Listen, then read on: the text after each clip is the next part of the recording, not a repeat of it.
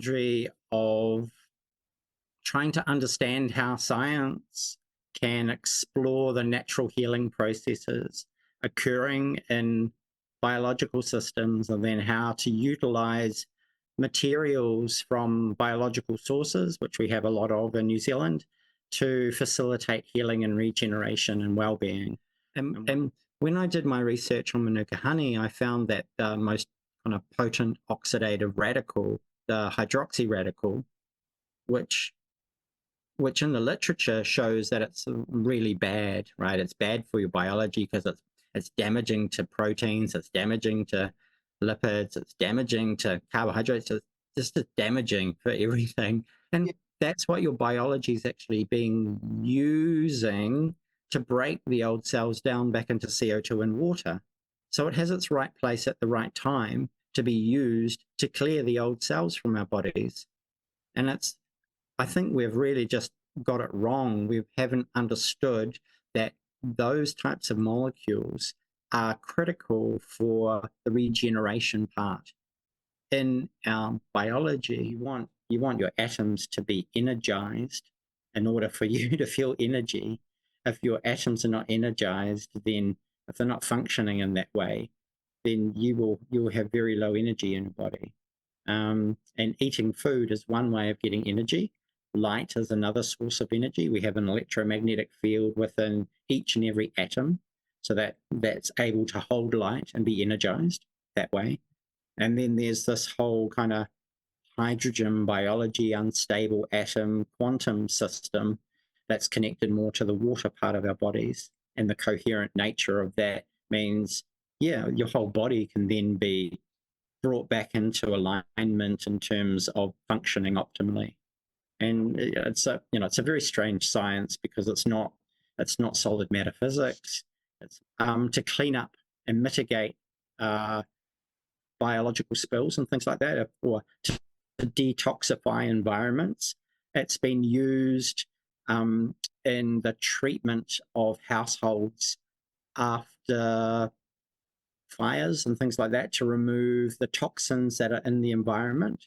So the hydroxy radical system is really powerful to kind of detoxify environments. And I found, I've been using that through the royal jelly proteins I'm getting out of manuka honey, apply them topically, and they go into the body and they give energy, and they're facilitating kind of control and regulation of different processes within the body. We can break down prions, we can break down the harmful things that have been put into our environment that we're obviously all being exposed to.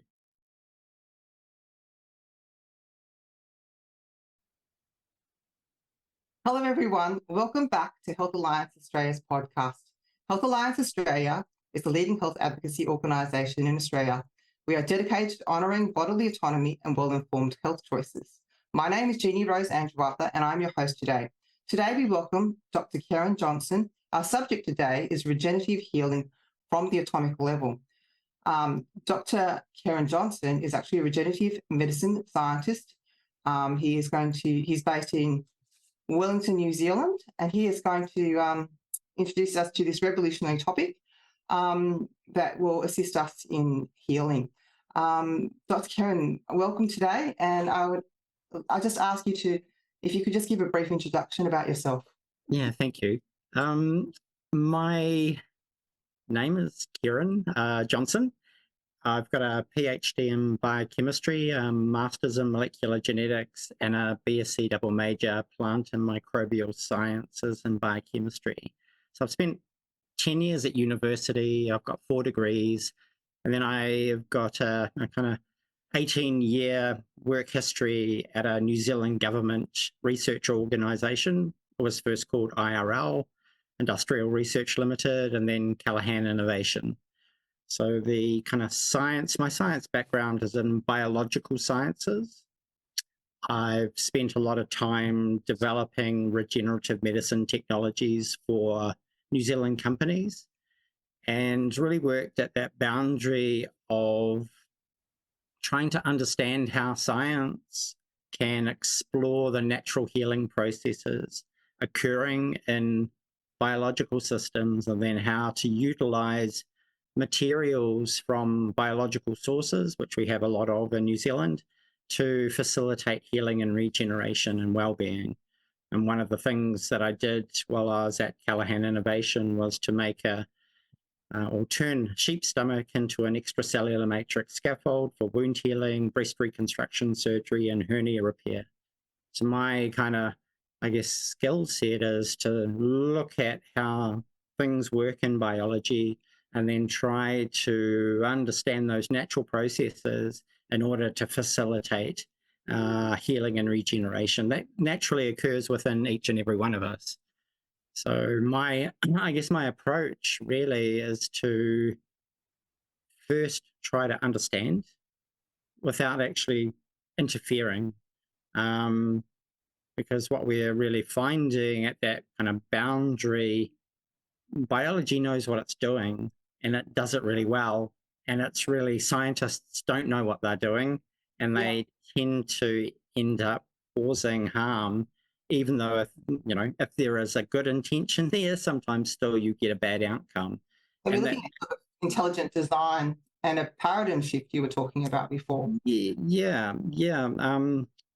So if we kind of look at where science is at the moment, just as a way of comprehension and understanding how biology works, and we have a very, very limited understanding, right? It's a really poor understanding, and the reason for that limited understanding really comes about by the way that research is conducted, right? So we would typically take a cell, we put it in a dish, and we would analyze the cell in the dish and what it produces and how it responds. That has no relationship really to a cell in a human body and how the cell has evolved and changed and transformed in its environment, which is three-dimensional, and it's receiving all of these types of signals from the surrounding cells to tell it whether to proliferate or not, whether to migrate and undergo changes in gene expression, looking at different expressions of proteins, and that's constantly happening. So the dynamic nature of the environment within a human body is very different to the stationary paradigm that you have when you're attaching a cell to a plastic surface. There's nothing. Of course, the environment around the human body as well. Yeah, and that's sort of the thing, that your cells actually adapt to the environment that they're in.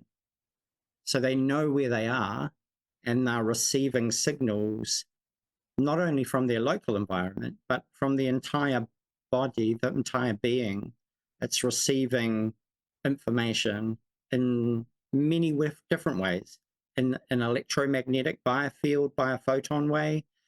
There's also the extracellular vesicle type water contained in that, produced from apoptosis, so apoptotic bodies, small vesicles, that's quantumly entangled. So the water body within us is coherent, and it's like a murmuration or a flock of starlings where things fly together and they're synchronous and they work in harmony.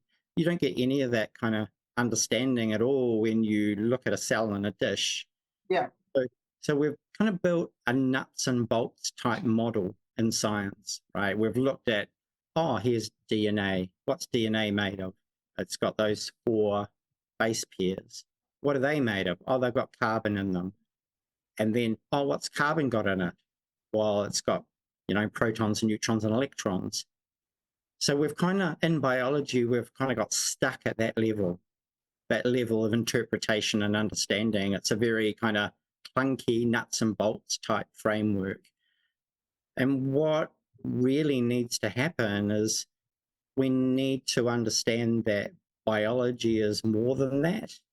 And we've kind of, it's hard, right? It's really hard to go then into the more quantum mechanical aspects of biological systems, this quantum biology paradigm, which is kind of the area that I've been working in.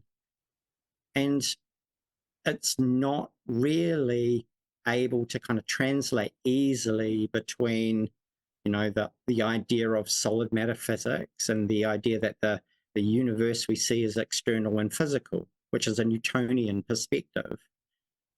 And in the quantum mechanical, you're very, very, very, very small, and it's happening very, very, very, very fast, and you don't really have the biological tools that allow you to look at that level of resolution, to kind of get any kind of information what's going on. So we're kind of stuck with having to use ideas of theory and then apply theory into a kind of a model that's been taught from the perspective of solid matter physics. And so that's a very clunky thing to try to do. It's hard to apply one to the other. Just because something seems to work doesn't necessarily mean it proves the model that we believe. Precisely. And when you kind of really dig down into what the science model of biology is, you know, DNA to RNA, RNA to protein enzymes, right? They catalyze the reactions. That's what's taught, right? When you get down into the really kind of deep science, what we see is that that's not really what is happening, right? What we have to kind of do is step beyond that kind of physical boundary and look more at the forces that are operating within the structure of the atom. So looking at the strong force which holds these things called quarks in the nucleus as part of the proton and neutron together. And when I started looking kind of more at those aspects, the aspects of the strong force, the weak force, which is involved in radioactive decay events within the atom, and changes in structure that are going on inside of the atom, and the electromagnetic force, so the light that's housed in the atom, and the gravitational force, why the atom's held together to begin with in the first place. When you start kind of looking from more of that perspective, there are only those four forces. So it really kind of simplifies how you would evaluate and look at different atoms. You know, all the atoms that you see have those four forces. So if you understand it from the force perspective, you can see a common theme kind of running through all of the atoms. And so I started trying to understand more about how atoms work, because they've got nobody out there really telling them what to do. They know, they're like programmed computationally in a quantum mechanical way, and they know how to work. And when you kind of look at why is the electron that size? Why does it have that charge? You know, what are the really, really fundamental aspects? Because our body does electron transport. So it knows how to control the flow of electrons in the mitochondria to create a proton gradient, which then allows protons to travel down an ATPase enzyme to generate ATP in water. So it has this functionality and this ability to control electrons. And when you look at where science is at, science doesn't know what charge is. It says that a charge on an electron is -1 in these kind of normalized calculations that we do, where we've got one proton with a +1 charge in the nucleus and hydrogen, and we have one electron that's got a -1 charge, and it's out in the orbital layer of the atom. And so together they become 0 charge, you know, +1, -1, 0. And you kind of look and you go, well, that's part of the atom, and the other part of the atom we have is a neutron. So when you have elements that have higher molecular weights, then there are added neutrons in the nucleus. And what I kind of discovered back in 2013 is that neutrons are bigger than protons, but they both have 3 quarks each. And the neutron has a half-life. A free neutron only lasts for 888 seconds before it breaks down and turns into a proton and an electron. Okay. And so when I started looking at, oh, the neutron's bigger and it breaks down, but the proton's smaller and it's stable, I started to kind of think, well, where does that electron come from? Because there's those 3 quarks in the neutron and there's 3 quarks in the proton. And I figured out that in the standard model, we've been using fractional charges on the quarks to determine the calculations for a 0 charge for a neutron and a +1 charge for a proton. And I made a change to that. And what that allowed me to do was see that if we use whole numbers and multiply them together, then the neutron actually becomes negatively charged. And I could add in another particle called the positron, which is an antimatter particle of the electron. So I ended up making a new kind of structure in the atom, more about symmetry between the neutron and the proton, the positron and the electron. And in that way, that more balanced model gave me a different perspective to try to look at why the neutron was bigger, it was heavier, why it broke down to give the electron and the proton. And, I built a model really looking at more balance. It's called Bionic Symmetry. And from that perspective, you can start to see more of I guess, it's like a mirrored symmetry. Like when you look into the mirror, you see yourself, but it's rotated 180 degrees. And that rotation gives you the idea of like a pinhole camera where the image gets inverted, it gets turned upside down. So I started thinking more about how atoms look at themselves through a central point in the nucleus, which is kind of like a magnifying glass shining light down to a point, and then it expands out the other side. And so looking at more of the mirrored symmetry in atomic theory, with the neutron balancing the proton and the electron being balanced by the positron, that kind of yin-yang like philosophical position, and built a new model based on that. So that allowed me to really kind of understand what the light was like structured within the atom without actually having to do measurements. So it became very useful because all of a sudden I could look at Einstein's equation, E equals mc squared, his most famous equation, rearrange it to make it c squared equals E divided by m. So the right-hand rule of electromagnetism, an electric field and a magnetic field at right angles to one another. So you end up with a kind of mathematical cross with E, negative E, M, negative M. And from that, I could see 2 photons of light interacting between the electric and magnetic fields. And I could find a more balanced structure in the s orbital structures of atoms. And that really allowed me to start to understand how hydrogen works. Hold on a second. Yeah. How hydrogen works in a really interesting way. It can have a geometry kind of following that cross-like feature where it's 2 photons of light, where it has no mass and no charge, which allows it to do something that's pretty incredible. It's called quantum tunneling. It can pass through energy barriers.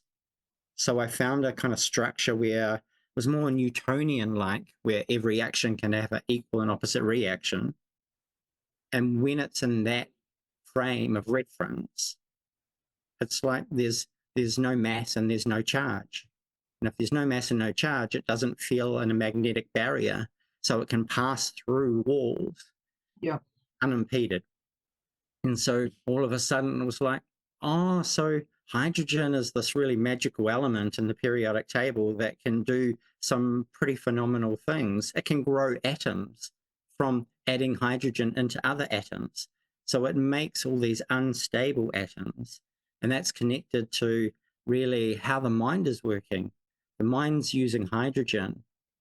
And I looked and kind of found a really quite an unusual relationship for a scientist, I would imagine, that I saw the passion line which is the N=3 third layer, like a Russian doll. They're kind of nestled inside one another, these layers of electromagnetic fields. And the second one corresponds to visible wavelengths of light and hydrogen. The third one is the infrared. The first one, the Lyman line, is UV. So the electromagnetic spectrum and the structural layers within the hydrogen atom has a strong correlation between the two. So we're really using the motion of the electron at different layers within the atom of hydrogen to generate vision in the mind. It's really connected to our experience of reality, and that hydrogen can go into the aromatic ring of neurotransmitters to grow unstable atoms, the isotopes. Nobody told me that isotopes were involved in biology and that they were functioning for cognitive purposes, thinking. So they process light, they hold that light for a period of time, and then they release it again. So you have a memory formation and a memory recall system connected to unstable atoms that work in conjunction with the neurotransmitters outside of the neurons in the water of the mind. And that process, I found, actually is taught unexpectedly as part of the Passion of Christ. The idea that the amine and dopamine is NH2, but it can become NH3 plus. So the crucifixion, where there were two sinners either side of Christ. So 3 hydrogens on the nitrogen on a positive charge. The Passion of Christ, the Passion line, the third layer, is the infrared layer of the hydrogen atom that can fall 3 times going into the aromatic ring to form this unstable atom system. Memory formation, memory recall, time reversal symmetry, the second coming system, right? It's a delay between the unconscious mind and the conscious experience.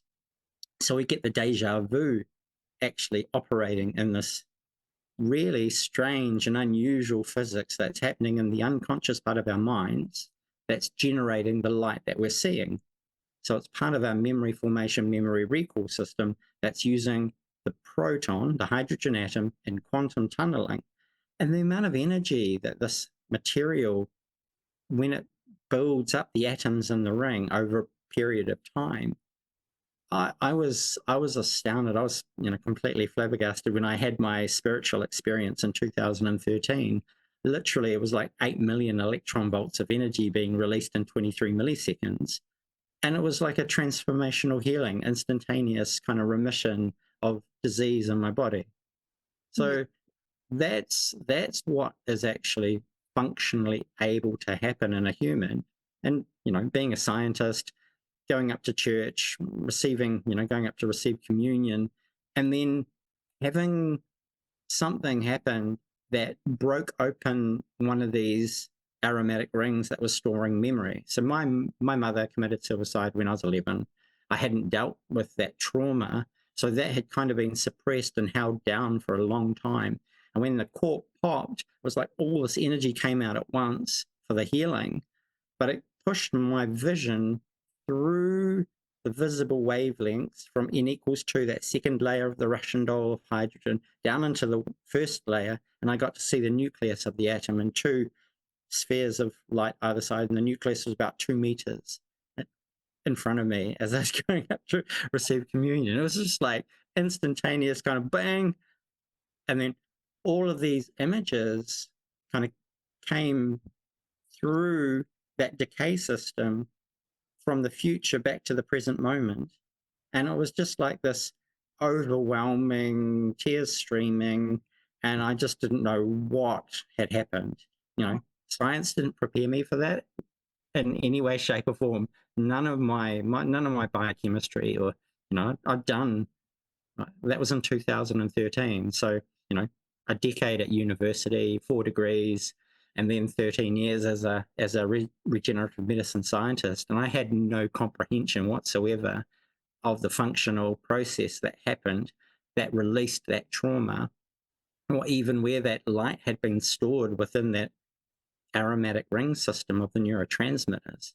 So I think that perhaps, when you're talking about a disease state, is trapped light or trapped.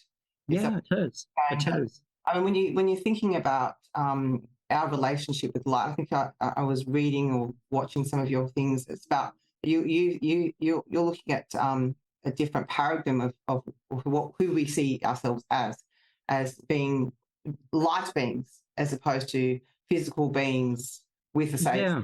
with spiritual. Like even if you were looking at it on a spiritual level, the world would say, okay, you got a physical body, mental, emotional, and then there's this spiritual thing that where does that exist within the human body? And what you're essentially saying is that it is, and it's this fast moving, and it creates the physical. Yeah, there is actually a flow of hydrogen from the food that we eat, gets broken down in the normal kind of biochemical processes, gets into the mitochondria, creates that kind of gradient. And part of the proton tunneling, the ATPase, you get water generated.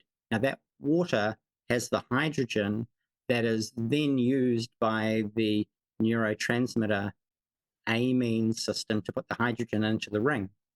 And then the hydrogen's being used to grow atoms. And then those atoms grow. And then eventually it breaks open the ring to release the precursor molecules to grow the neuron. And so it becomes a coherent system. It's like I said, this murmuration of starlings flying at nighttime. They are working beautifully together because of the way your body stitches hydrogen to create all the atoms of your body. So it's not like this separate molecule here and another one there. No, it's refined everything down into this hydrogen system, and then it uses that as the building blocks to grow a coherent light system. Yeah. And so would you say with what has all been, happening over time in terms of say these weapons, let's say we call pot poisons that have been injected or radiated, would you say that it's more trying to break things down on an atomic level almost to break those bonds, those energy, and that the way forward to healing is essentially trying to restore that balance again? Yeah, look, I saw, I kind of looked at the literature back in the 1960s when they discovered the idea of radicals, and then they put, I guess, into the public domain the idea that radicals were bad for our biology and we needed to use antioxidants to stop that from occurring. And when I did my research on manuka honey, I found that the most kind of potent oxidative radical, the hydroxy radical, which in the literature shows that it's really bad, right? It's bad for your biology because it's damaging to proteins, it's damaging to lipids, it's damaging to carbohydrates, it's just damaging for everything. And that's what your biology is actually being using to break the old cells down back into CO2 and water. So it has its right place at the right time to be used to clear the old cells from our bodies. And I think we've really just got it wrong. We haven't understood that those types of molecules are critical for the regeneration part in our biology. And if it's breaking those molecules and cells down into CO2 and the water that's being generated is quantum coherent. So again, it's tied the water together. And what does water structure look like? A hexagon ring. Easy water, the water that's kind of near proteins, is a hexagonal type structure. And it's not actually the physical structure, it's actually the hole that's in the middle that is where the new atom's being grown. And it's that functionality of growing the higher energy states in the space created by that hexagon shape. And so all of those kind of higher energy states are being suppressed in people by food that has got no water and no minerals. Processed food doesn't have that functionality. It's no longer coherent in its form. What it has been refined to individual types of molecules and then reconstituted into a form that's, sweet, great shelf stability, but it has no functionality in terms of that coherent whole food type process where the water is connected holistically together and it's functioning quite differently. You remove the minerals, you remove the water, you remove life from the food itself. And so the food in its refined form, like sugar or like protein, they have those atoms that like binding onto the metals, and they are binding and inhibiting the natural processes that are requiring both water in the form of that hydrogen and the isotope unstable atom systems, which are other animate parts. They're essentially like radio stations, and they work at different frequencies depending on the isotope that's there. And so they are the energy channels of the body at an atomic level. And that is really what's being harmed by food that isn't really looked after properly. Refined food will bind onto those metals, and they will inhibit the natural processes that are going on at those higher isotope energy levels. So that just brings everybody back down into the physical form rather than being energized and having more of the spiritual energy within our being. And the body, those things from the body has to spend energy removing what it doesn't. Well, it has to break them down, right? It has to break them down. Otherwise, if you've got a thing that's inhibited, then you've got trapped energy. It can't flow, right? So in a way, it'll have to use energy to break those things down to get the flow happening again. And so I've been developing a product from manuka honey, which produces that hydroxy radical high energy oxidant in order to break the cells back down into CO2 and water. And it's like get a razor, rub out the old, and let renewal take place again. So it's really about understanding the regenerative part of our body isn't the stable stuff.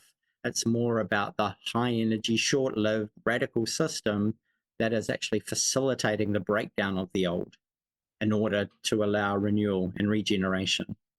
So it's quite a different paradigm, really, that we about when I was reading it, like that instability is life. That that we are as beings breaking down to, as you say, carbon dioxide and water. So it's really a constant process. Even when you were looking at food at a non-atomic level, the body takes food, uses microbes, breaks it down into other substances, releases what it doesn't want. But it's a constant cycle of death and life. Yeah, well, there's like in apoptosis, pre-programmed cell death, is about 50 billion cells that die in your body every day. So the amount of recycling that's going on is pretty phenomenal.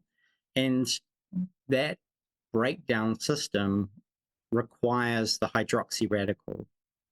If you don't have that system operational within your body, you're not going to get those cells being broken down and the light released from them.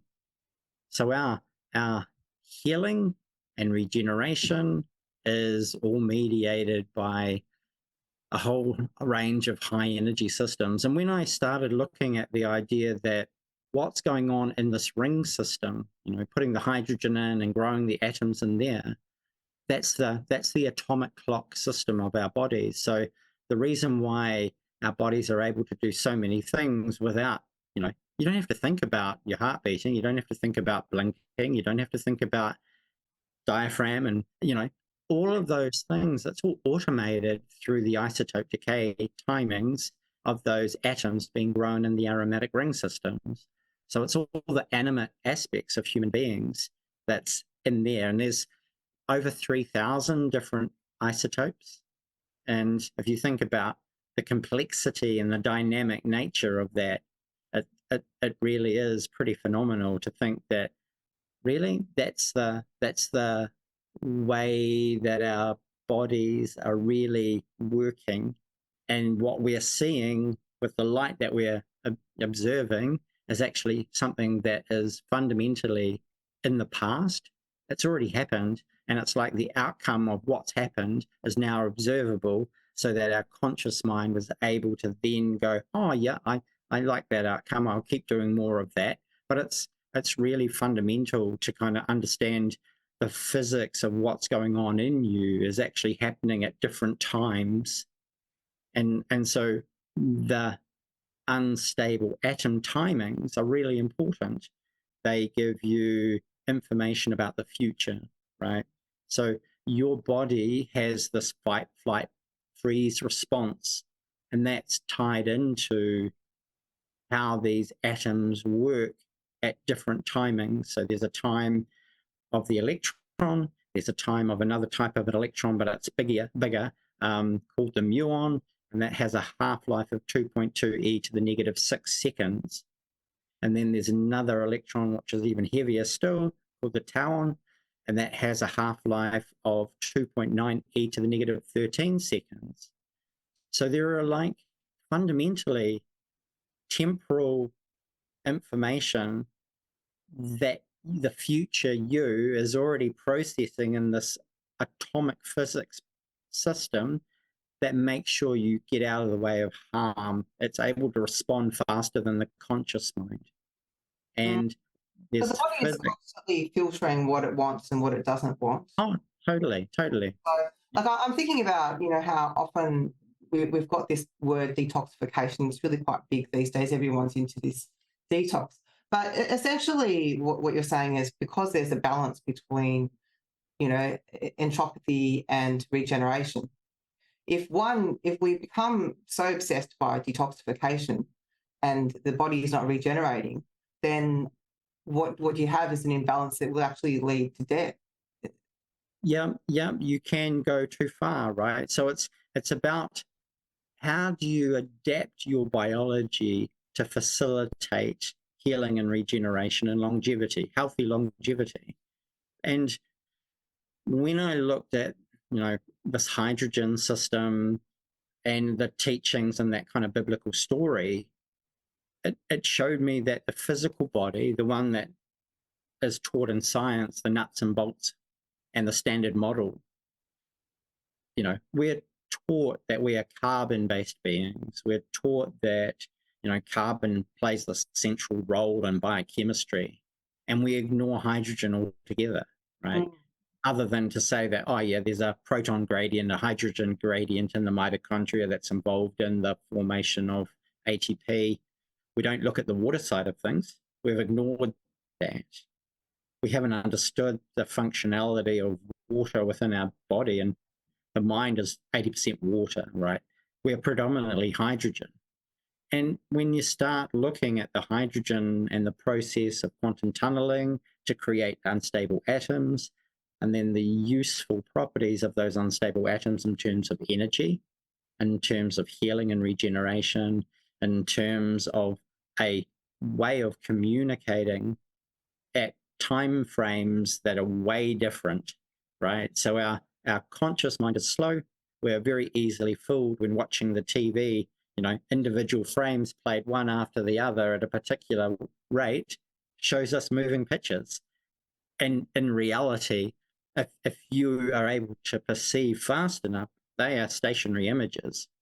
And what I've kind of, I guess, with the science that I've been doing in quantum biology, I use a different lens to look through. I'm not using my eyes. I'm using a more of a mathematical language, and the lens and the timing of that lens is very quick.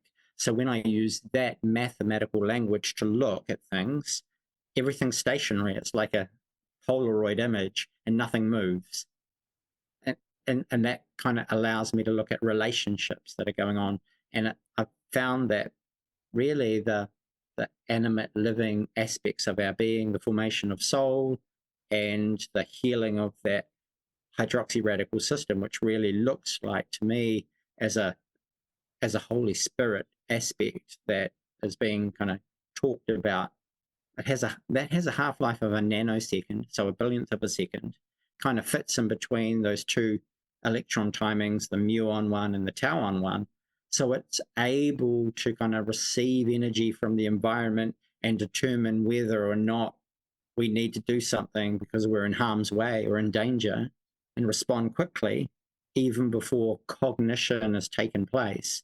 Yeah. So it's really quite phenomenal that we have all these timings operating within us in the isotope system. If you're not having that operating very well in your body, you are not going to have much in the way of energy, and you're not going to have the energy to fight disease, right? So it's critical to have and adapt your biology to maintain that vital energy within you, right?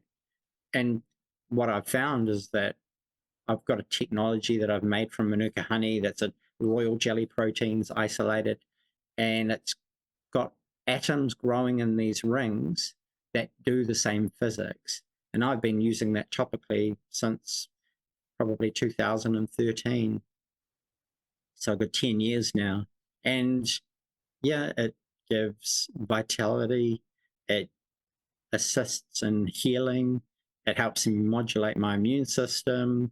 I've been kind of getting testimonials from lots of people, and people have been using it for PTSD healing because it can break open that ring of the neurotransmitter and release the stored light. And I had to kind of go through my own trauma healing from my mum's suicide in order to understand how it worked and figure out that this is actually something that can be of benefit for people. But nobody taught me how the physics was going on in the ring and how the tunneling of hydrogen into the atom. I had to kind of take that information from the kind of biblical information and try to integrate that into the science information in order to make sense of what was going on, because the science isn't there yet. We haven't really got a good enough scientific model to describe the physics happening in the mind. And so that's why we don't understand consciousness, right? And so I've built a model based on unstable atoms that links to the unconscious mind. And then the light released from that gets picked up by the neurons, which then becomes part of the conscious mind. So there's this interplay in a temporal relationship that's going on. And when I started digging, I guess, deeper into the science of atoms in biology, it really comes down to you want your atoms to be energized in order for you to feel energy. If your atoms are not energized, then if they're not functioning in that way, then you'll have very low energy in your body. And eating food is one way of getting energy. Light is another source of energy. We have an electromagnetic field within each and every atom, so that's able to hold light and be energized that way. And then there's this whole kind of hydrogen biology, unstable atom, quantum system that's connected more to the water part of our bodies. And the coherent nature of that means, yeah, your whole body can then be brought back into alignment in terms of functioning optimally. And it's a very strange science because it's not solid metaphysics. It's more about understanding when you have things going outward, you also have things going inward, and they are happening in harmony with one another. So there's a balanced system operating atomically, and we don't have the tools really to look at that yet in science. So I've had to kind of build a model, a science model, based on a new language of reciprocals and mathematical kind of calculations. And it's a weird kind of language because what you have to do is take those really, really tiny things and you kind of invert them and make them really, really big so that they become kind of more able to be observable and understandable. And if you can think about that in terms of when we look outside at space, right, up at the sky, we can obviously see a really huge universe stretching out in front of us, and yet the observation that's occurring is actually just in the mind. So when you kind of see the smallest thing linked back to the largest thing, there's a relationship there that relates to how this kind of temporal and spatial language that the mind uses based on the speed of light and the differential velocities. I guess And that's linked with hydrogen. Yeah. when you're looking at it in terms of regenerative medicine, often we're looking on the individual level of human body, but yet the human body is within a larger cosmos, and Yeah. Intelligent design. We have, source energy. Where does consciousness actually originate from? And those, ideas. So again, we're little ants trying to figure out what is actually really happening. But I was thinking about in terms of, because we did a podcast, I don't know if you saw, about prions, and how prions would, you must have read about how they cause proton misfolding, and how can this relate? How can your model relate to help us understand methods of healing when they've released prions and mRNA and small particles within the body that interfere with this atomic system that we have? So what tools do we have? Obviously nitric, there's a lot of talk about nitric oxide, niacin, glutathione. So I know that what you're saying with the hydroxy radicals. The hydroxy radical, yeah, because it works at nanosecond speeds, and it releases 1200 electron volts of energy. So it's highly energetic. Where it's made is where it's used. So it doesn't travel in the body whatsoever. And I discovered that system's connected to light. So there's an atom of iron, just one atom, connected to this ring system, and light comes in, it's captured by the ring, it transfers an electron onto the iron, so it changes its clothes, so to speak. It goes from an Fe3 plus form to an Fe2 plus form, and that's when it's reactive to hydrogen peroxide. And that reaction is what's generating the hydroxy radical. And so that system's a constant system, right? It's used in apoptosis, it's used in phagocytosis to break down microbial organisms and fungi, viruses, right? It has this potent way of breaking bonds, releasing light, which is then involved in the reduction of the atom of iron again, making it receptive to react with hydrogen peroxide, to then react with, to generate the hydroxy radical. So the hydroxy radical catalytic kind of system is light driven. So you can put light of particular wavelengths, blue light, UVA, will stimulate the generation of hydroxy radicals. And that system is what's facilitating the breakdown of the biological molecules into CO2 and water. So like infrared saunas and things like that, you're talking? Yeah. Well, that's, most people are using red light, infrared and things like that. This is higher energy light, blue and UVA, that stimulates the photophenton chemistry and hydroxy radical generation. It's used to clean up and mitigate biological spills and things like that, or to detoxify environments. It's been used in the treatment of households after fires and things like that, to remove the toxins that are in the environment. So the hydroxy radical system is really powerful to kind of detoxify environments. And I found, I've been using that through the royal jelly proteins I'm getting out of manuka honey, apply them topically, and they go into the body and they give energy, and they're facilitating kind of control and regulation of different processes within the body as well. Yeah. So it's kind of like absorbing sunshine. Yeah. Yeah, it is a form. Like it's strange because I say they're like atomic starlights, because they're capturing light energy and then they release light. And I've got video footage I can send to you in relation to what the product looks like under a nanosite microscope. And they literally dance like stars in the sky. It's quite bizarre to watch, but it's, there's 1 billion colloidal proteins per mil, and it's just like this really phenomenal light show that these things provide. And that's really what the physics is happening within our bodies as well. We are literally light beings, and we are interpreting the photon energies in our environment within ourselves as well as external to ourselves. So, So so, when, so when we're talking about these other, biological agents that have been put into the environment now, you're saying that if we increase the amount of hydroxy radicals, it can actually deal with those things on an atomic level. Is that what you're? yeah, we can break down prions, we can break down the harmful things that have been put into our environment that we're obviously all being exposed to. So, it has an alchemical functionality. That's what the isotope systems are. It's really a hydrogen-mediated process, but the hydroxy radical has been shown to support quantum tunneling. So it is really fundamental to kind of break down the old cells, convert the water into a coherent form. And I've got video footage of have you ever seen cymatics with a tonal generator plate? They put sand on it and put a frequency of sound and you get shapes.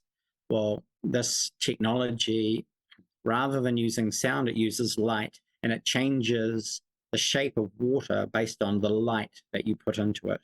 So it captures that energy instantaneously and transforms its structure. So it's a very strange and weird system to watch, actually, because it works so quickly. And you kind of have to try to get your head around the functionality that's actually going on, that the light that is in the electromagnetic field is changing, and it is so dynamic in how it operates that it's like, well, as soon as you put light into it, it's changed it. And so it's constantly reading and interacting and relaying kind of information, which is kind of what the unconscious mind is doing. So it's the same physics of actually what's going on within our unconscious mind is operating in this product that I've developed. Yeah, I mean, like energy. What they say, energy doesn't disappear. No, you can't destroy it, right? Basically, grabbing manuka honey that is being the energy that went into that is all the bees that came along, and all the plants that made this concentrated nectar, and then you've synthesized that to. Well, what I've done is really kind of remove the sugar out of it. So I take just the proteins and the kind of antioxidant part, which is then there's a radical side and an antioxidant side, and they react together and they bind onto the proteins. So then the proteins become functionalized to do all this other type of physics, which is involved in the healing and regeneration. So the product that I've developed is more about not the protein, not the antioxidant, not the mineral.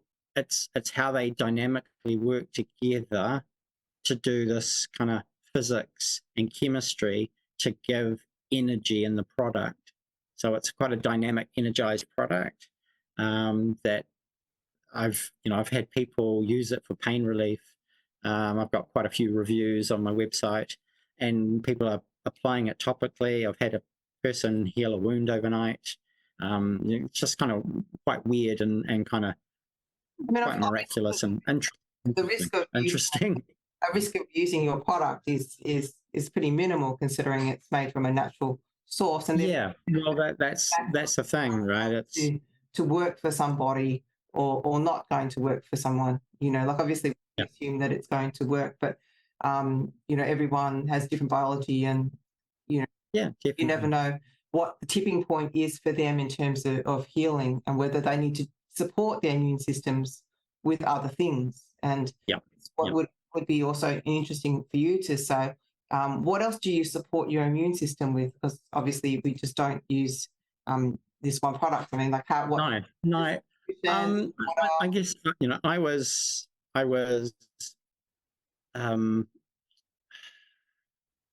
when my mum died, I spent 6 months on the sofa taking Disprin. I had psoriatic arthritis in my hips and knees, so I couldn't walk for 6 months. And your body responds to stress in particular ways. And now I have I've got HLA-B27, which is a kind of one of the human leukocyte antigens that predisposes you to autoimmune conditions. So things like ankylosing spondylitis, psoriatic arthritis, iritis. So occasionally I've had bouts of iritis. And I found that I'm able to kind of modulate that more when I'm using my product. And I kind of try to figure out how to de-stress my life, right? How to kind of get to that point where I'm in a relaxed place.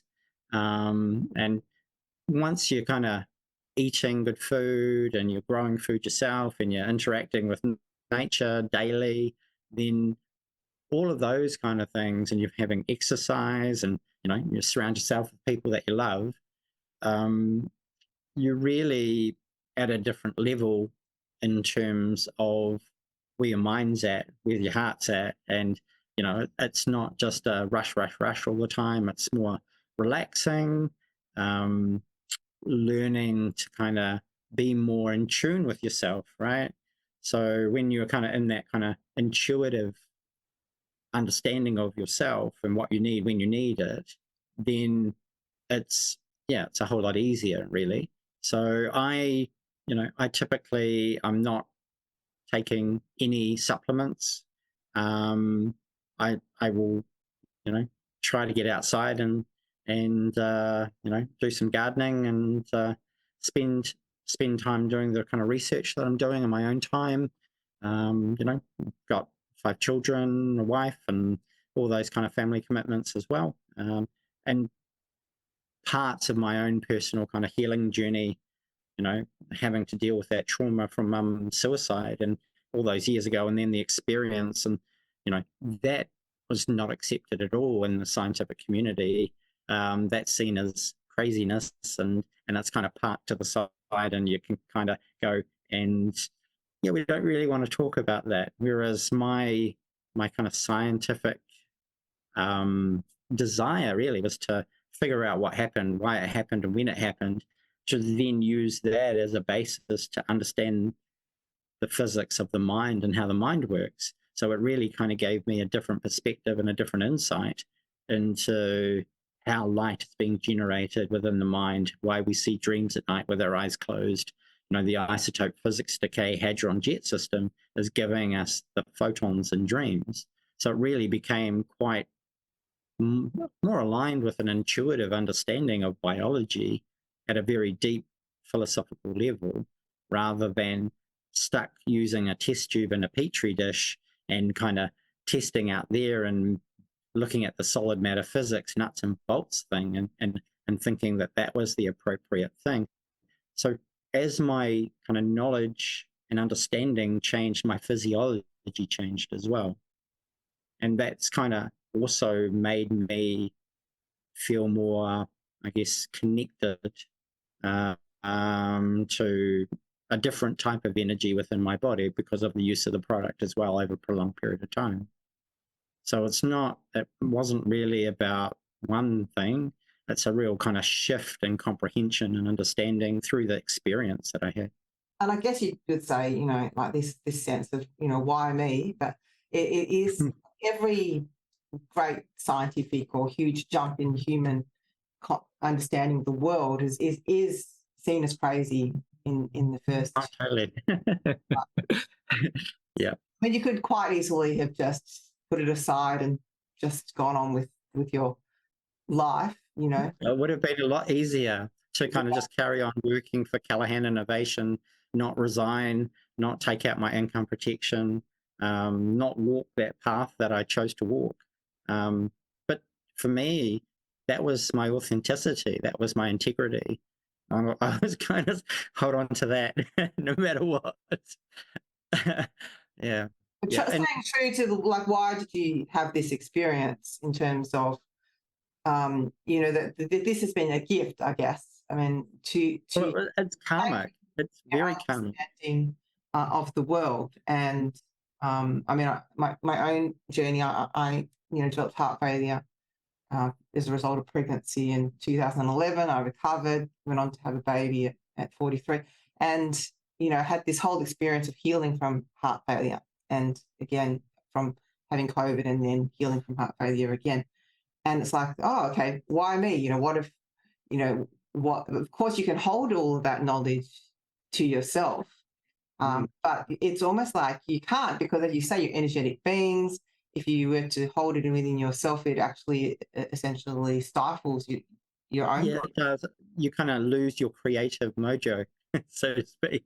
Yeah, It really it fosters a different foundation in your life, and it becomes essentially your passion, your fire that you're growing within you. So when you when you let it go, you give it to other people, and you share, and you're open. Yeah, it's incredibly rewarding. and it must be quite amazing to see people use the product and use the knowledge that you have. So essentially, the product is a result of the knowledge. We've discussed. Yeah, the two go hand in hand. Going hand in hand. Yeah. It's not that you were you just went onto the internet, googled something, you know what I mean, like, and No, I've had to walk very deep and journey. Yeah. just said, here, here's some products. I've just got my aloe vera plant. I've whipped it up, mixed it with colloidal silver, and I've got this, which we do actually. I've got this thing that's great for eczema, but this is something that's gone beyond that, because you've used science and your understanding of light in the body in order to produce a product that can be used by people to recover from quite serious things. Yeah, look, I've had people who have had arthritis for years, and then they've used the product, and it can remove pain from the body. So it has a regenerative aspect to it. By removing the old type cells, you can actually restore and heal and regenerate. So it really gives a way of resetting and restoring, and it's not at the physical level, right? It's at the subatomic system, and the isotope decay energy systems. They are kind of fundamental systems that are operating in the womb. So when you're looking at the water being converted into atomic form, and then into biophoton printing, and giving the kind of network of light, in which then creates the physical process. There's a series of kind of really quite profound science that takes us all the way back to the beginning, and the idea that there wasn't a hot Big Bang, because the whole physics model at the moment, hot Big Bang nuclear synthesis of atoms, generates 5% matter in the universe, and cosmology knows that there's dark energy and dark matter and matter, and science doesn't have an understanding of the dark energy and the dark matter side of things, which is 95% of the universe. And so with my experience that I've had, and I saw those two on either side of that central sphere, said, well, if the s orbital of an atom only has 2 electrons, what are those other ones? And that's where I kind of came up with the idea of the positron being there, changing that quark charge calculations. So when I did all that, I went back to the beginning, and I looked at the idea of he, the father, he is helium, and the form of helium known as a Bose-Einstein condensate singularity. So I've kind of developed a model that shows me what the structure of the universe was, and then the dark energy, dark matter system, and then that decays into this kind of isotope physics process that gives 2 other types of atoms. And so I have a kind of more of a chronological isotope process that kind of goes before light emerges in the universe. So light emerged 380,000 years after the beginning. And so if we're only looking at the light aspect, we only get to see a window, and we can't get to see from the beginning to that 380,000 years. So by looking at the alpha particle decay system, which is what I experienced, and that kind of gave me this weird negative time aspect, because it's faster than light. That part allowed me to see the cosmic inflationary and the gravitational compression system, which are in balance with one another. So I built a model to explain my experience, so I could go back to the start and then build a biological model that then integrates all the unstable atom systems and that's what's operating in the unconscious. And so my science has it's a bigger picture. I know what the other 95% are, what it is. I've been trying to share it, and people kind of freaking out about what I'm doing. And it's like, well, yeah, this is the healing, restorative aspects of our own biology. It's coming out of the unstable atoms that we're growing in our bodies through hydrogen, and it's typically released at nighttime, right? So that's why we have dreams at night and we see the light within the mind. And when you start to understand and comprehend that the human retina point inward, that's why we can see our dreams at night, and we're using a time resolved system that goes in and then comes back out again, and we're actually seeing the light coming back out of these atoms, and that's what gives us our trajectory of time. We can then start to kind of comprehend how we've got that tau on time happening, the mu on time happening, then the electron time, and we're really just kind of grounded in the electron timing in science. So we're only seeing the kind of solid stuff, and we have forgotten how to integrate and understand the earlier parts. I mean, sleep is a very interesting, phenomenon when you think about it. I mean, people think of it in terms of restorative, but it's, as you say, because it's like you can go to the future. You can totally there's and predict. Had dreams of this time, and you can go back, obviously, in your mind to the past, and then you think, well, how does that happen? How can science explain that on a physical level?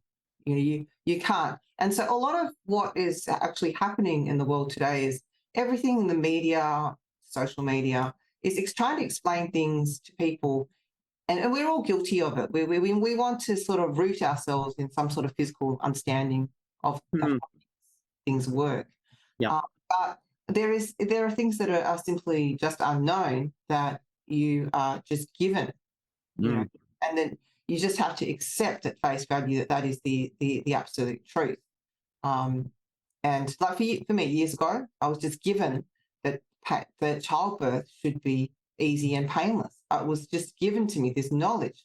And I had, 11 painless, easy childbirths. And I never watched a single video about a birth that wasn't, but to overlay my consciousness with something else. So, but yet here we are, and we are sort of totally deep into this negative side of what bad things are out there. And obviously I think that's that risk, that fight and flight. We need to, we're using it to fight, we're using it to guide ourselves. At the same time, how does that affect our consciousness, the light within us? And this is my issue, and why I kind of brought you here today was to have people see that there is, even though these models of science, they seem to work, what they're talking about, the mRNA, prions, and all of that, there is something beyond that is that overlays, that is above all of that can restore and heal. Hope, because otherwise, if you just sort of get stuck into that physical model of science, then there's no hope in it. No, well, there isn't any hope in the standard model, really, because what you get is a progression of decay over time, right? You get an entropic system that breaks down over time. They have no understanding of the quantum coherent nature of the water within your body, how all your cells are communicating with one another in harmony. So when we have lost sight of the non-physical aspects of our own biology, we can't use the idea of mass and the idea of charge of light, because light has no mass and charge. And that's what the standard model shows us for atoms. Atoms have mass and charge. So it has no connection whatsoever to the unstable atom system that generates light for vision. So it's like the animate living part of our being is all the unstable stuff. And that's the stuff we take with us as a coherent light body when we leave at death. But the physical form remains and is buried in the ground. It's got nothing really to do with our living aspect. And so we do kind of have that Descartes separation of mind and body, of physical form and coherent light form. And what I experienced in that moment where I got to release that trauma was really a transformation of understanding of, oh, I'm not looking at a solid metaphysics world at all. I'm looking at the unstable light atoms operating in my mind that stored the light within me from the experiences that I've had over many years. I'm carrying that memory with me and the stored light within my body, and I can release it and heal myself. So in a way, the trauma that we carry becomes the very energy for healing if you know how to break the ring open. And that's what was given to me as part of the healing process when I was using manuka honey, not realizing it had this hydroxy radical system, which is involved in the breakdown of old cells back into CO2 and water. So I kind of had to take, 10 years of my life to stitch this kind of picture back together again about, so mum at 36, me at 11, and then 31 years later, me at 42. It's taken me a long time to kind of reconcile the experience and the timings of the events that happened in my life and the choices that I've made, and then how that's led to the consequence of me being where I am now and the decisions that I've made. And it's quite phenomenal when all of that's being processed by the unconscious mind, the timings of everything. And you kind of go, oh, that's really the underlying journey that you've been given. And it's a beautiful thing because it's connected to the timing of your birth. It's connected to the timing of these atoms. And I had to look at my science in a very, very different way. It was like I had to look at my timings in my life, what I chose to do things, and then see how that related atomically to then understand what was the atom that gave me the experience. Because my birth date is 18th of the 4th, 1972, and 18 times 4 is 72. Mum was 36, which is half of 72 and double of 18. So I started seeing this unstable atom half-life system reflect in the numbers of when things happened in my life. It became very strange to kind of contemplate that there was this underlying system that really has control. I don't have any control at all. It was like my conscious mind's living in the past, but it's giving me the feedback of whether, you still have to accept the experiences that you've had. You can't change them, but the way you look at them and understand them can change, and you can still heal from them. It just takes time for you to kind of contemplate. Because I chose to become a scientist very young. I wanted to understand why mum took her life. And it took me until I was 47, which was 36 years after mum had passed, and it was like, so she would have been 72. I was 47, 4 and 7 are 11. I got told by my auntie that, she was given Depo-Provera, which is a medication injection to prevent pregnancy so that she couldn't have any more children. And that changed her brain biochemistry, increased copper, which then led to her taking her life. So there were 23 women in 1983 who committed suicide because of Depo-Provera. And so it was a medical intervention. And here was me working in a government organization that had approved a medical intervention that caused, so I was caught in this really kind of strange karmic experience. Yes. Had to reconcile. How am I going to navigate and let go of the trauma, releasing, so it's strange, right? You really have to do your healing work to understand the gift that it is that's given to you to go and do.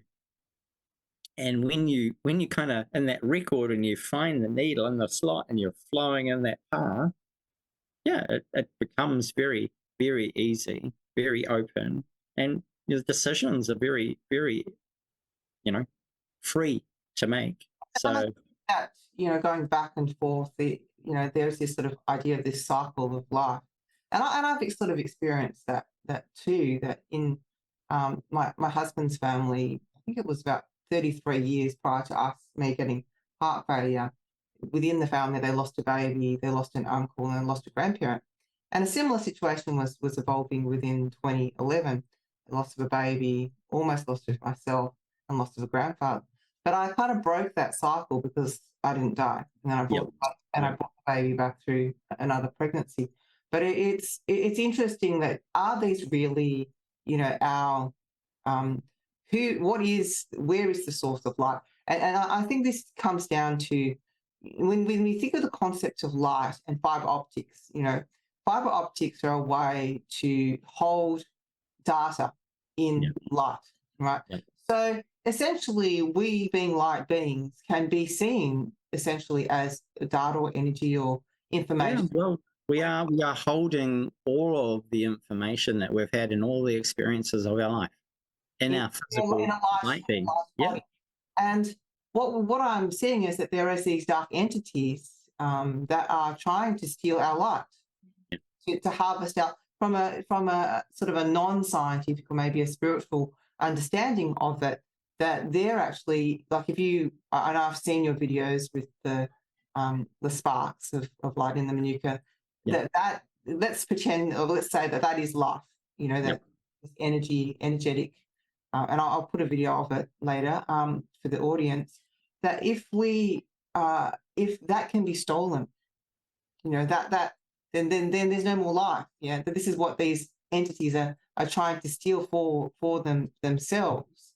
But that our healing comes from restoring that zeta potential, that light energy within each particular one of our souls or beings. Or Well, for me, it's like when I saw the photophotonic chemistry and I got that reaction happening, and the water that came from that became this kind of coherent nature.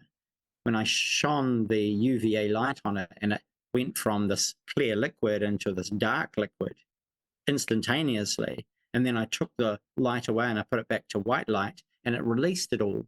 So it was like this instantaneous transformation happened in the structure, stored all that information or light, and then kind of released it slowly over time.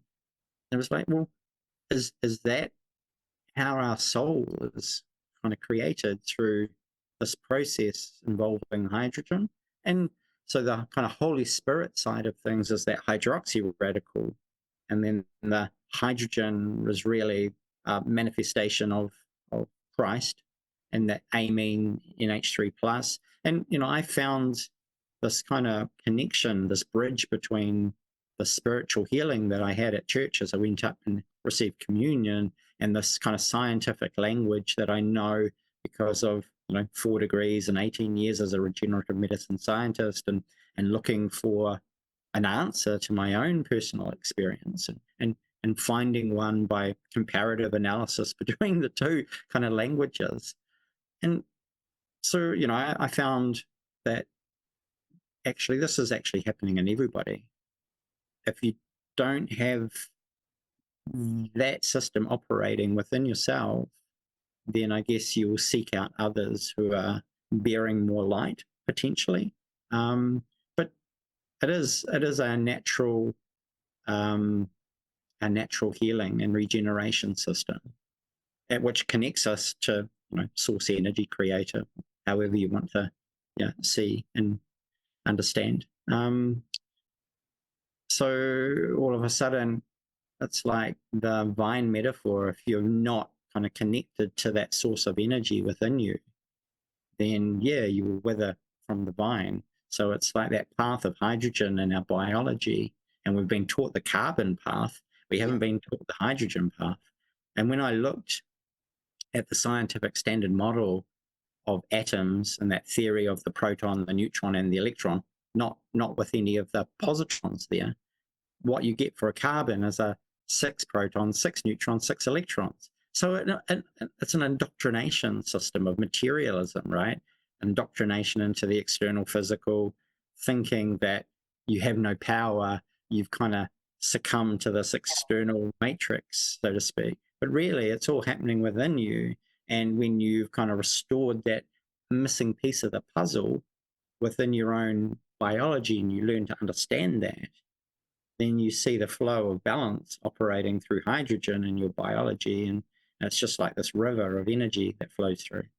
So I saw a very interesting, I think it was an Instagram post, and he was talking on the science of where he felt that breathing wasn't that we were breathing in oxygen, but that we were actually breathing in electricity, which I probably should send it to you. But I thought it was an interesting idea that breath work is energy, that where, so let's say we could look at blood vessels as conduits of where we're allowing light to go through. Yeah, it's fascinating because the hemoglobin porphyrin ring has essentially a cross-based geometry with the iron situated in the middle to hold the oxygen.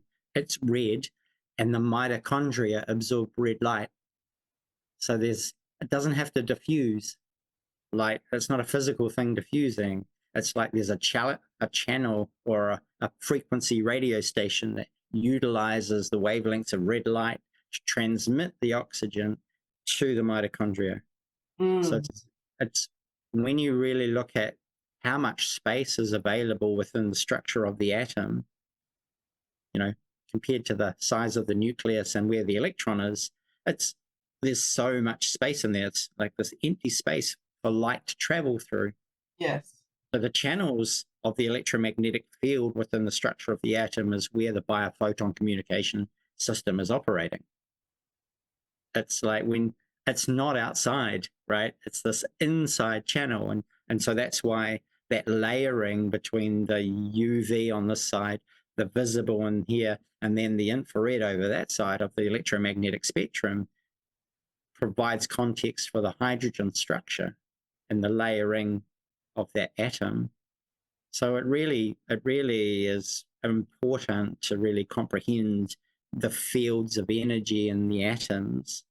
But because they're so small and people don't they try to use a microscope to see, but you kind of have to invert them and understand that that's actually what you're observing already, is this electromagnetic spectrum of energy in the hydrogen, and it's connected to time because of it going into the ring and then coming back out again.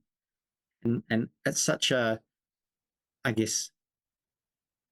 constant flow, a smooth stream that we don't really get to see it for what it is. We've kind of learned that it's easier to perceive the external physical than it is to perceive the light processes operating in the mind and the temporal relationships that go on. And when you consider, say, all the things that we do in life, and we were to think about it in terms, instead of in terms of physical things, that we just think of it in terms of light and what foods bring forth the most light within the body, what activities bring forth light and energy and make us energized, breath work, exercise, and so forth, swimming in the ocean, taking up all those elements of definitely. So forth. Then you can have a model where in your own mind of healing that is separate from the medical model, and see yourself, because I think in my own journey of healing, it's very easy to get stuck into this medical model of, okay, what supplements do I need, what food do I need, and you can literally go a bit crazy and loopy because you can miss one, or you can have some supplements that send you out into well, if you think about the idea that one atom of iron gets into a pocket in lactoferrin, right, and that protein, as it's being produced in a ribosome and then it travels to the Golgi apparatus, and then it gets post-translationally, all of these things are happening all the time within our biology. It hasn't got a set of instructions of what needs to do when.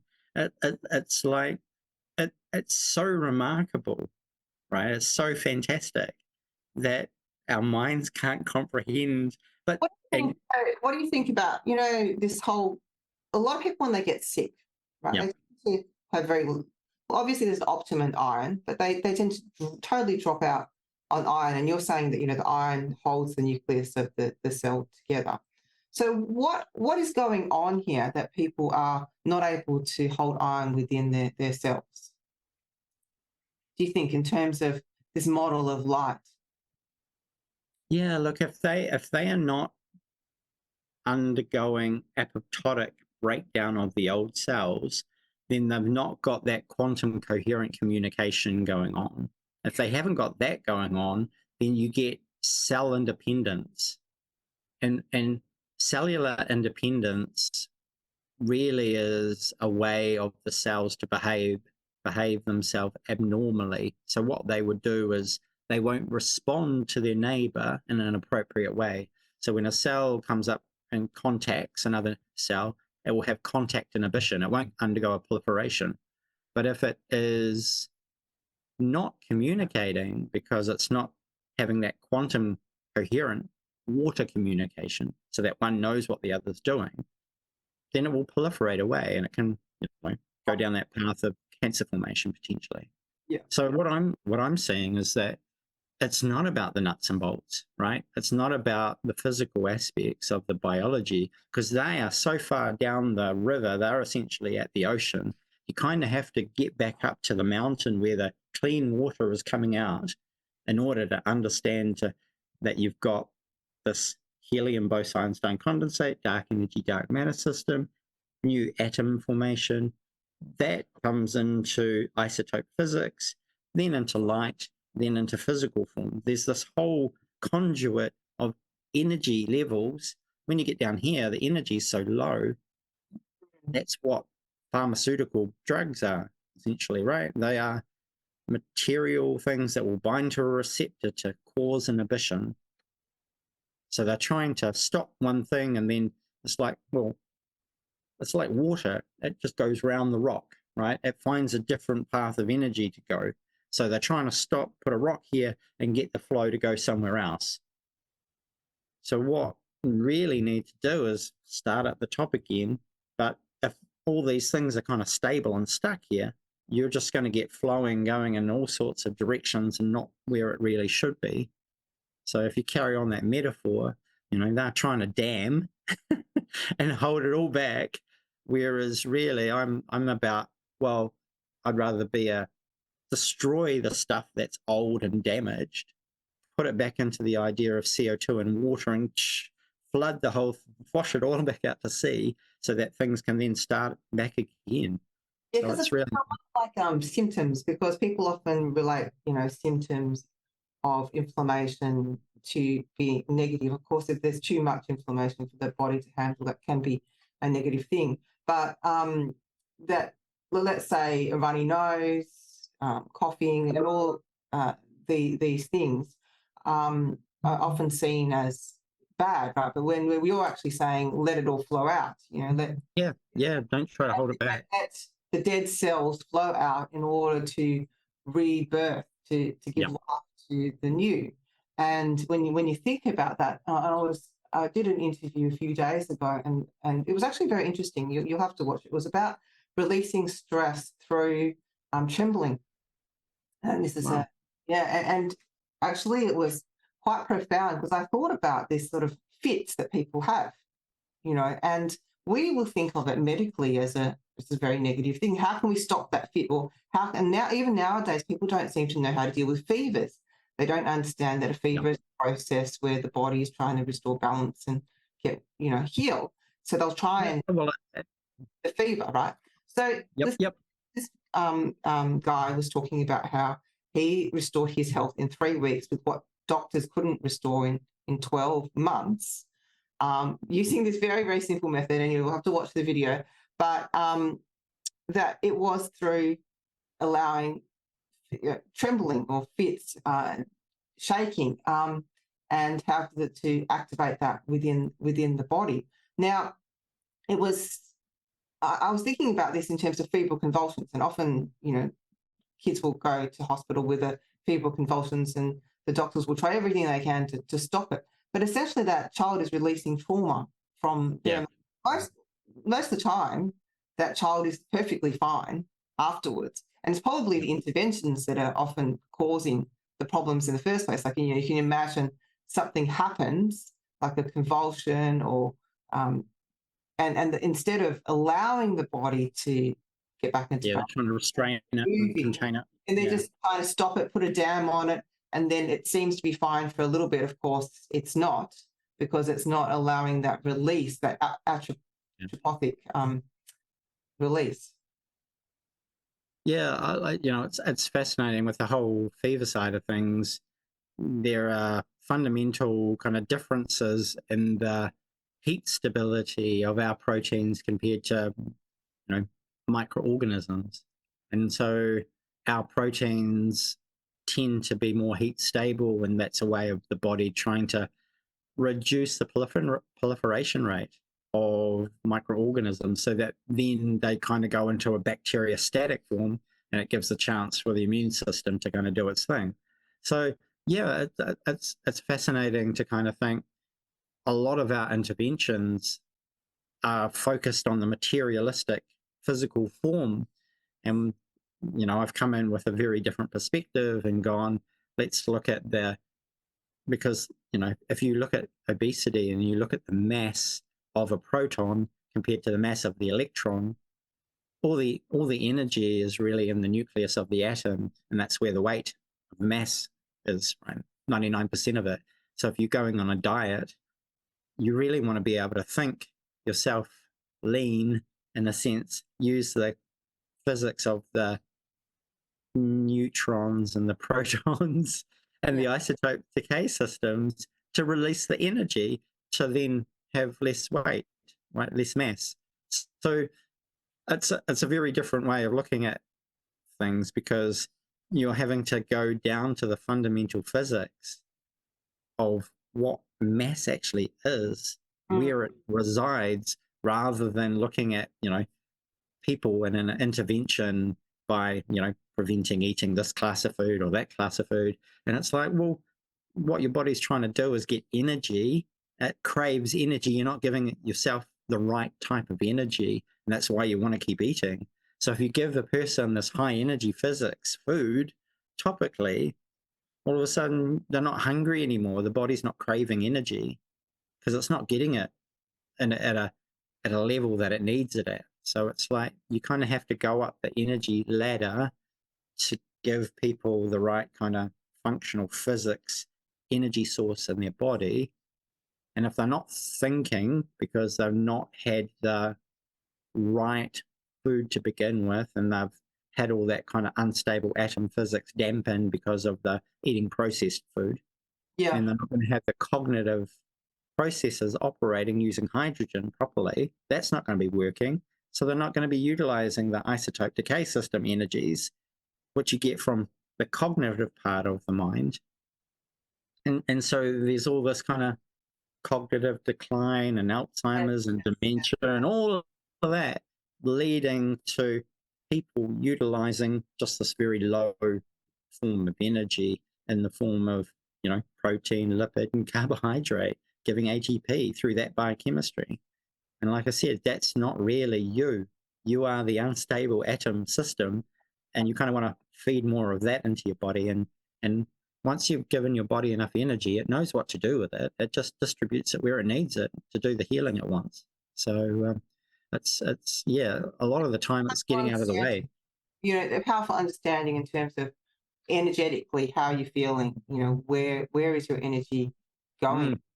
And that when you were talking about the unstable atom, that's essentially what's happening to people when they're dying, is that they have got too much waste. Everything's clogged up, and there's not enough breaking down to essentially create new life. It's all it's like a I dark. know it's quite it's challenging, right? It's challenging to the current paradigm when you start looking at it in an energetic sense, when you see the layering of energy at those different levels, and the flow that comes through from the isotope decay systems in those single atom processes. It's it's just a remarkable system, right? But it's a very simple system. It's not complex in a sense that it's only one atom in that ring. And when you know what that atom is, you know its half-life, and that gives you the timing of things. So you know the frequency, and you know what atom it is, and you know the kind of how close everything is together. So you know the binding energy strength, and that gives you the velocity in meters per second as a kilojoules per mole system. So you have both kind of velocity and timing, which are the two things that quantum mechanics can't do. They don't know the kind of position of the electron until after it's measured, and then they have to use statistics and probability, right? So there's this whole uncertainty around the kind of quantum mechanical side of things, and this whole new kind of one atom theory housed in the ring, the unstable stuff, becomes a lot more deterministic, and a lot more kind of, I think, easier to understand once you kind of comprehend how they're made with hydrogen, and then how they work in terms of releasing energy at different times and different kind of levels. And so it really kind of connects more into that holistic frequency-based energy medicine side of things, rather than the nuts and bolts that science has really been doing for a number of years and kind of making things worse. Yeah, I mean, you've basically tied together the, hydrogen as, say, the primary atom, if you like, or Yeah. ingredient to life, with the spiritual, the energetic frequency, all of that. And when you say consider things like radio waves and microwaves and all of those, fields that are around us, and how that interacts with our energetic being, and in order to when we see it that way, as opposed from a physical form of are we having symptoms of radiation poisoning? Obviously, our body is learning to adapt to whatever. Yeah, well, maybe the body can actually start to use those as energy sources as well. That's a possibility. Your body could adapt to use particular wavelengths of the microwave background energy because the cosmic microwave background is 1.6 to 1.9 millimeter waves. So in a sense, the cosmic microwave background of the entire universe is also flowing through us, right? Yes, it's not like, so we have dark energy and dark matter systems operating, and we have isotope decay systems operating, and remembering that science is focused on the 5% of the solid matter physics type stable atoms, and it's ignored the other 95%. It doesn't know anything about the cosmic microwave background energy and how that impacts human biology. But we've evolved out of that, right? We really have evolved from the beginning. All of our electrons are the same size, and they correlate to a surface area giving the electron charge. So it's not really -1. It relates to what's known as the coulombs charge. It's 1.6 e to the -19 coulombs, and that relates to the surface area of the electron. So the electron isn't like a point particle. There's actually a functional spherical system that is generated from the universe from the beginning through dark energy, dark matter, into atomic decay, into atom systems.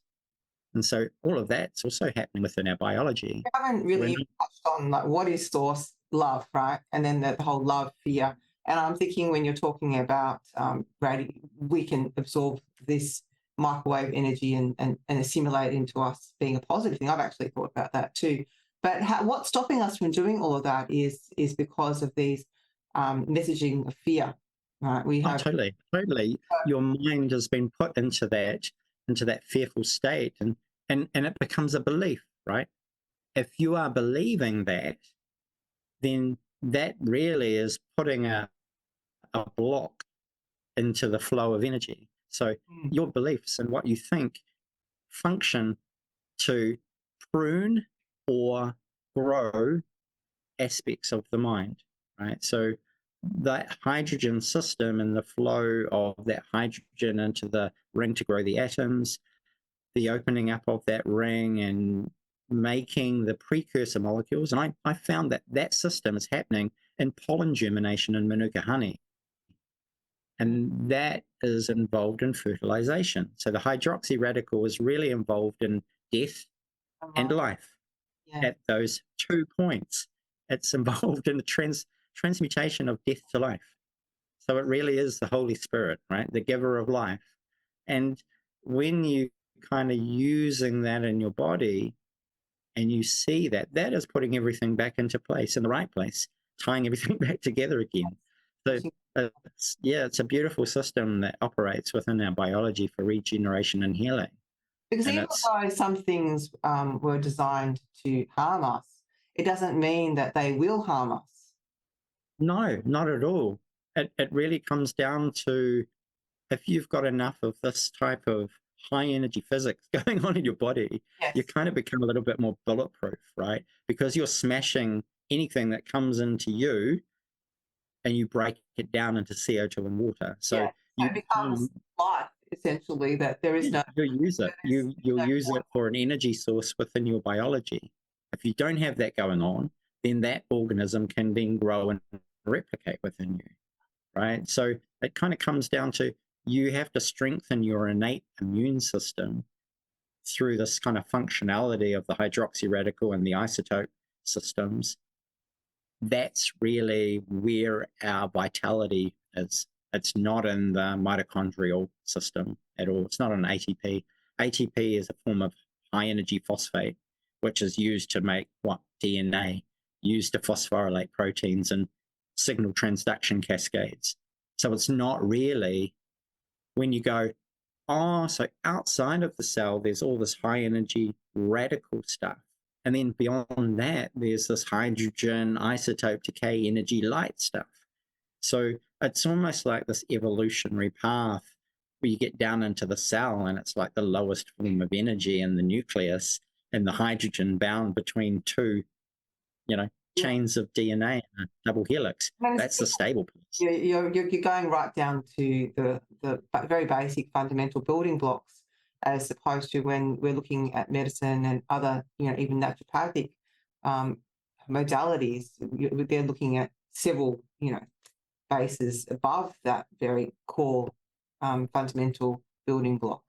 If everything gets broken down just down to the atomic level and can be rebuilt, then we can really fear nothing. No. As long as we have that energetic level, energetic sense within ourselves. And it comes down to essentially a belief system, doesn't it? It does. It does. That even though the intent of certain people, and I know you wrote, is for harm and evil, depopulation, all that sort of stuff that we're all kind of flooded 24/7 with, is it doesn't really matter what they do, essentially. No, it doesn't. It's what we do, because that's our choice, right? We have our free will. We get to choose. Yeah, and it's this empowerment, and I think this is where through all of this is what we have learned, is that we have the tools within ourselves to heal, and whether that is developing a product or even our mind can heal so many things. Definitely. Finding different methods to heal that are not even costing a cent.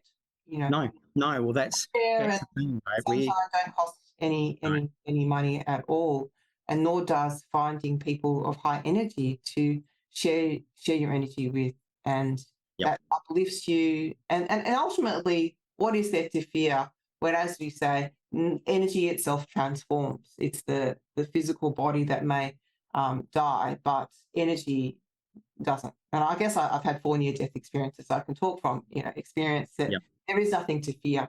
And this is where they hold people captive, is the fear of death. Once you no longer fear death, nothing can touch you. No. And when you look at it at a cellular level, 50 million cells dying every day in your body. Yes. Yeah. You don't feel that at all, right? The hydroxy radical system switches off pain, right? It has that innate ability to allow you to pass and leave and then come back into your body because you're quantumly entangled with it. Yes, yes. So my personal experience when I went through that veil and I saw the golden sphere, the nucleus, yeah, I was like hands out in front of me and an orb of light and handing it back, right? It was really a choice to kind of then go and serve. It wasn't like, you know, it's really comes down to what your intentions are, what you want to kind of give your energy and love to, right? It's what do you go and serve? Yeah. And I think like with Source, when we have messages, whether it's dreams or actual visions of how to do things, I think it always comes in a way that we understand. So because you have a Christian faith and Yep. framework, what is going to be shown to you is within that framework. Yeah, totally. Because really what it is connected to what we're stored within ourselves. And that comes from the environment that we're surrounded by. Because So a lot of what you're saying too is not biblically, like a lot of people. no, people in the church would see it very, very different from what I see it as well. Because what I'm saying really is that passion story is part of our own biology, right? It is a function of our neurotransmitters using hydrogen. And that story is very clear, right? I understand the Lamb shift, the Lamb of God, the passion line, the passion story. There's a one-to-one correlation there. And, you know, that was pretty, I guess, that wasn't very well accepted in the science community either. Yeah. So, you know, ideas over time can change as we grow in the world. You know, for myself, I was, you know, fundamentally believed a certain model of childbirth not being painful from a biblical perspective, but now I sort of see it completely differently in terms of how I was able to achieve that in terms of being connected to source. And this is essentially what we are here for, is that where does life come from? And it comes from source, yeah. Okay.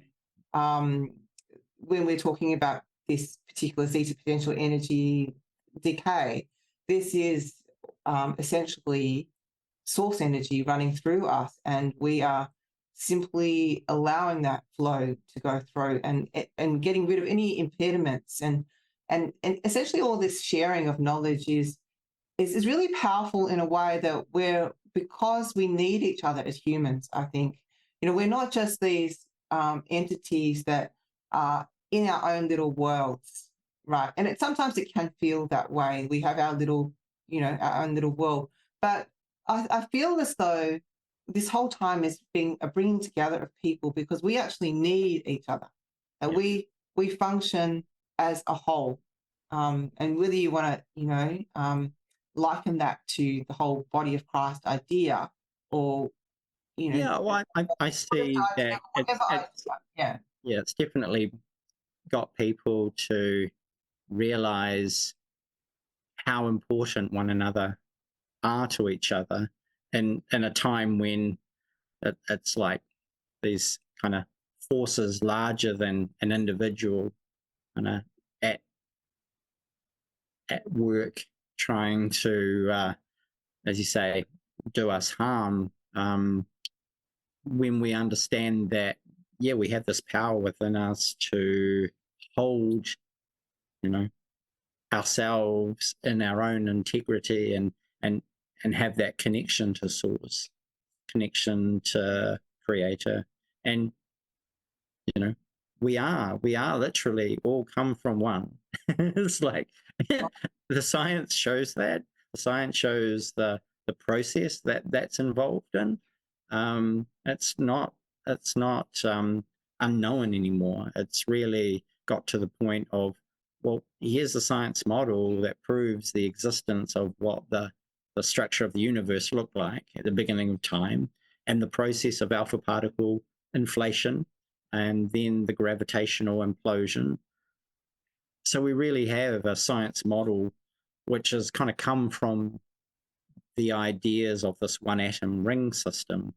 And when you kind of then are able to integrate that knowledge into your own understanding of how your biology works, and it's like a conduit of more energy that you can bring into yourself, because your beliefs change, right? Your belief and understanding evolves over time, and it's about the integration of that into your own kind of journey of ascension, really.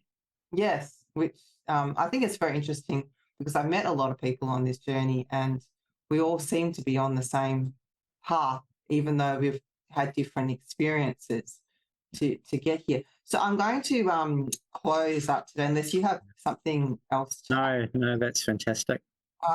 but I think also from a perspective of people can go to your website, obehave.co.new Zealand, for more information. I'll put that in the web page and in the comments and the description, and they can find out more about your product. They can see this energy that we've been talking about. Yeah, which is I think it's a very powerful thing when you actually can physically see energetically what this manuka honey looks like underneath a microscope, and it's kind of like little stars jumping up at. Yeah, well, it was fascinating. It's a nanosite microscope, and it uses a laser to kind of excite the atoms. But to see how that light comes out at the different timings and the different shapes and patterns really kind of relates to which atom is housed in that ring and how long it holds the light for. And it's a very kind of complex science kind of that goes on behind it to try to understand that mathematically. But really, all you need to do is spray it on, rub it in, and wait half an hour, and you'll be starting to get energized. And people will be essentially quite simple to use. It's connected to you in like it's interesting how all our journeys are kind of intermeshed and connected into each other, into a higher purpose for all of the mess that's going on here. Oh, indeed. We create our reality.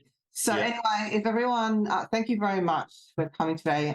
We can stay on after we close the recording, if you like. For those who've recently joined us, just recapping on our recent interviews, if you want to check them out, bioweapons expert Professor Francis Boyle, who drafted the US Bioweapons Act, warning the world to close down BSL-3 and BSL-4 labs. Neuroscientist Professor James Giordino, Dr. Richard Fleming on his unified theory of SARS-CoV-2, Dr. Joe Lee discussing string theory that dismantles fact science, and neuroscientist Dr. Kevin McCann on the silent disaster of prions infecting humanity. All important interviews, hardly censored, more on the physical aspects, but still, you can also find these on YouTube and Rumble. Links to our website, healthallianceaustralia.org. Remember to subscribe, comment, share, distribute this information widely. You never know who it can help. Healthallianceaustralia.org has a mailing list if you want to stay in touch. Thanks, everyone, for watching. Thank you, Dr. Johnson, for your time today. You can also find Health Alliance Australia, Dr. Johnson, and myself on LinkedIn. Thanks, everyone. Okay.